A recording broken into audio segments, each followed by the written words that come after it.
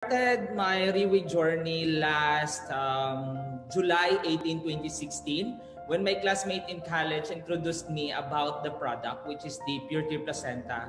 And you know what is COPD, diba? That is chronic obstructive pulmonary disease, and that is a top 5 killer disease worldwide. Hindi nila alam na may sakit yung papa ko, but then yung pumapasok talaga sa mind ko while nagpe-present sila sa product is yung father ko talaga.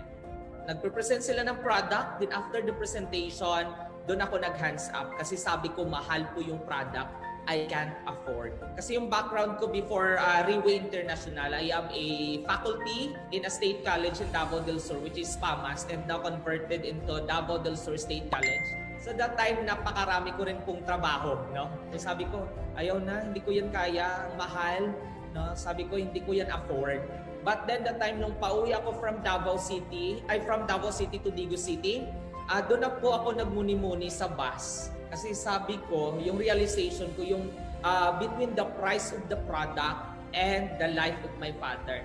Yung isa sa mga na-realize ko daw, sabi ko, itong price ng product na ito, kayang-kaya ko itong hanapan ng paraan.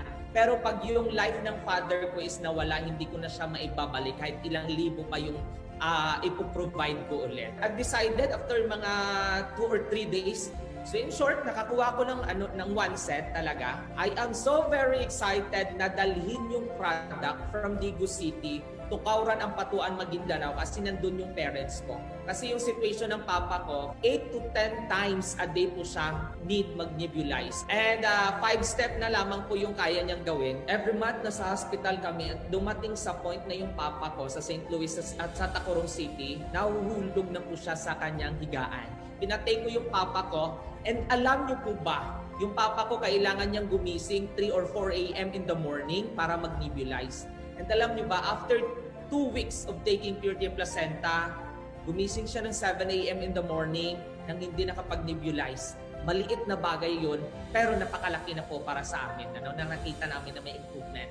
So yung 5 hakbang niya, after 2 months of taking, nakakaikot na sa buong bahay.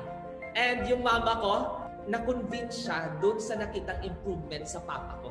And alam niyo po ba, after 6 months of taking Purity Placenta, yung dating 5 hakbang, no, nagmumotor na po yung papa ko.